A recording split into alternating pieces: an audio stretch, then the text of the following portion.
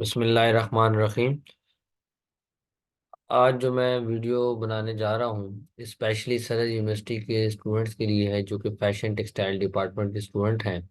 उनके लिए कि कैसे वो अपना सिनॉप्सिस बना सकते हैं।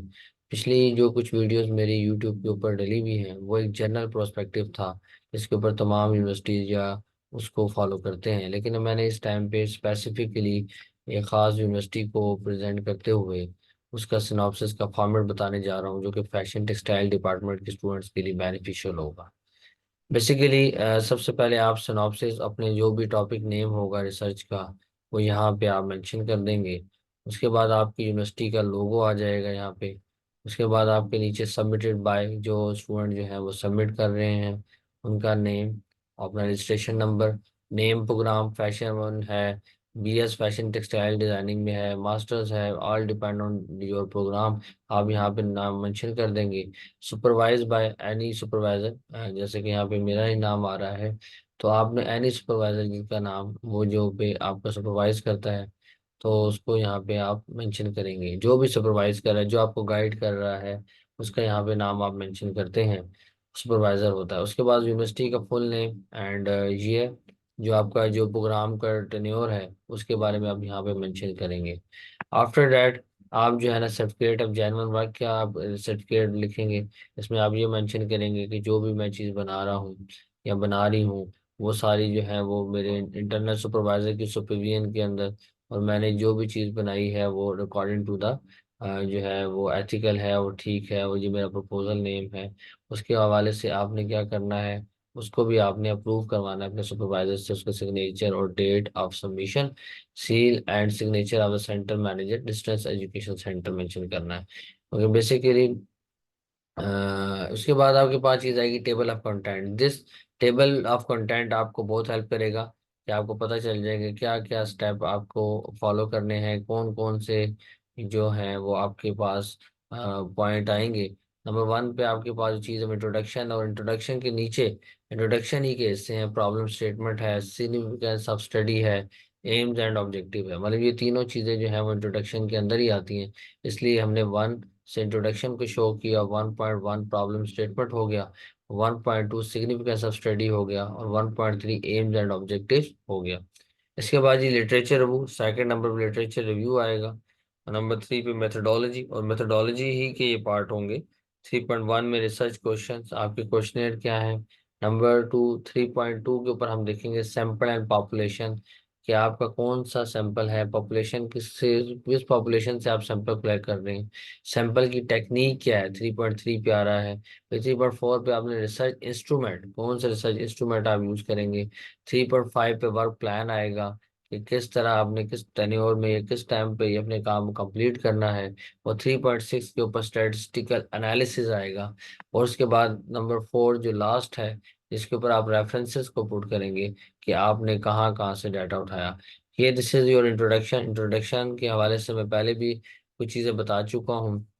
इधर यहाँ पे मैं जनरल एक आपको बात बताऊंगा कि जो भी आप टॉपिक सिलेक्ट कर रहे हैं उसके बारे में डिटेल लिखना, वो टॉपिक क्या है, उसकी टर्मिनोलॉजी क्या है, कहाँ से आया, वो कंसेप्ट कहाँ से आया, मेन वो उसका एम क्या है। जैसे फैशन टेक्सटाइल के अंदर लोग थीम को सिलेक्ट करते हैं, तो थीम से रिलेटेड जो आप टॉपिक सिलेक्ट कर रहे हैं उसका ओरिजिन ढूंढना, उसके बारे में तमाम डिटेल को ढूंढना, और फिर उससे रिलेट करते हुए इंट्रोडक्शन लिख देना।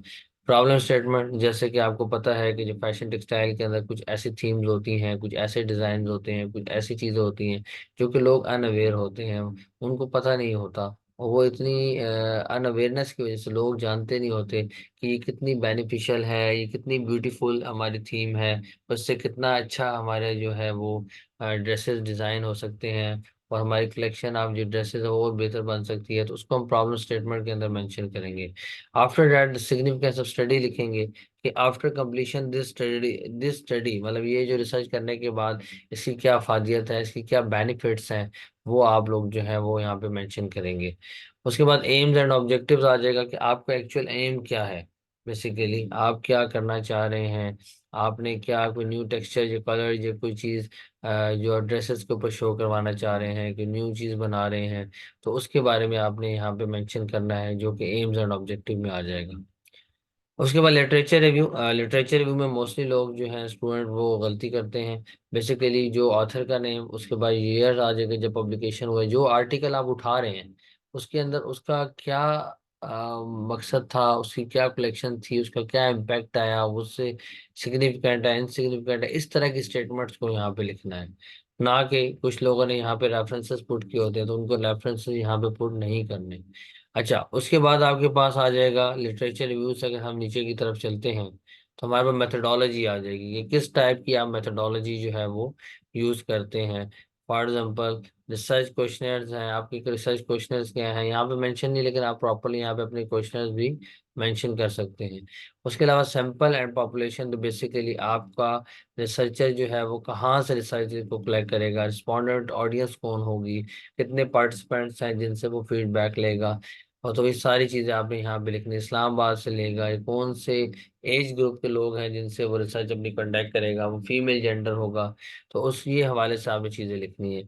सैंपल टेक्निक क्या होगी, जैसे रैंडम सैम्पलिंग है, आप रैंडमली लोगों से सैंपल को कलेक्ट करवाएंगे, टेक्निक यूज करते हैं, तो यहाँ पे आपने उस तरह चीजों को मेंशन करना है। उसके बाद रिसर्च इंस्ट्रूमेंट की अगर हम बात करें तो इंस्ट्रूमेंट के अंदर हम क्वेश्चनेयर को यूज करेंगे, जो कि हम क्लोज एंडेड क्वेश्चनेयर यूज करेंगे। ठीक है, जिसके अंदर मल्टीपल आपकी चॉइसेस ऑप्शंस होंगी लिकर्ट स्केल रेटिंग के ऊपर, कि आप एग्री करते हैं, डिसएग्री करते हैं, स्ट्रांगली डिसएग्री करते हैं। इस तरह के जो है ना वो आपके सामने क्वेश्चनेयर होंगे, उसको आपने फिल करवाना होगा रिस्पोंडेंट से। उसके बाद वर्क प्लान, आपने कितने टाइम तक ये अपना जो प्रोजेक्ट है, जो आपका सिनॉप्सिस है, इसको कंप्लीट करना है। ठीक है, उसके बारे में आप लिखेंगे। उसके बाद स्टैटिस्टिकल एनालिसिस का मतलब ये है कि हम जो भी रिसर्च कर रहे हैं, ये करेंगे फ्यूचर के अंदर, उसके जो रिजल्ट आएंगे उसको हम बार में, ग्राफ में, या उसको हम जो है ना डाटा को, जो रिजल्ट है उसको हम किस तरीका से प्रेजेंट करेंगे, उसको कैसे इंटरप्रेट करेंगे, उसको कैसे हमने जो है ना वो शो करवाना है, तो वो पहले से हम लिख देंगे यहाँ पे। आफ्टर द स्टैटिस्टिकल एनालिसिस हमारे पास रेफरेंसेस आ जाएगा, और रेफरेंसेस को हम एपीएस स्टाइल के अंदर जो है ना वो मेंशन करते हैं। एपीएस स्टाइल का थोड़ा बताता चलूँ, जैसे कि ऑथर का नेम आ जाएगा, फिर ईयर ऑफ पब्लिकेशन आ जाएगा, उसके बाद टाइटल नेम आ जाता है, कौन से टाइटल है, उसके बाद जो कौन से जो है वो जर्नल के अंदर पब्लिश हुआ है उसका रेफरेंस वगैरह आ जाएगा, वॉल्यूम नंबर आ जाएगा, या फिर जैसे पेज नंबर आ जाएगा। तो ये तमाम चीज़ें एपीएस स्टाइल के अंदर आती है। तो फिर आपने जितना भी जो डाटा है, जिस पे बेस करते हुए आपने सिनॉप्सिस रेडी किया है, वो सारे डाटा को आपने जहाँ जहाँ सोर्सेज से उठाया है उसके रेफरेंसेस तो होंगे, तो उन रेफरेंसेस को आपने आखिर के अंदर यहाँ पे पुट कर देना है। ये उम्मीद करता हूँ आपको समझ आई होगी। ये बहुत शॉर्ट सी एक मैंने आपको बहुत प्यारा और अच्छे तरीके से सिनॉप्सिस के बारे में बता दिया है। तो उम्मीद करता हूँ सबको समझ आ गई होगी। अगर फिर भी कोई इशू आता है तो एक पैटर्न याद रखें, जिस चीज़ में, जिस मसले में इशू आता है, आप लाजमी कमेंट करें। उसमें कमेंट में जाके वीडियो के नीचे कमेंट करें, ताकि मैं उस कमेंट को पढ़ के उसके अकॉर्डिंग फिर आपको समझाने के लिए कुछ और चीज़ भी बना दूँ। ठीक है, जो कि आपके लिए फ्रूटफुल होगी। बाकी थैंक यू सो मच जी। अल्लाह हाफिज।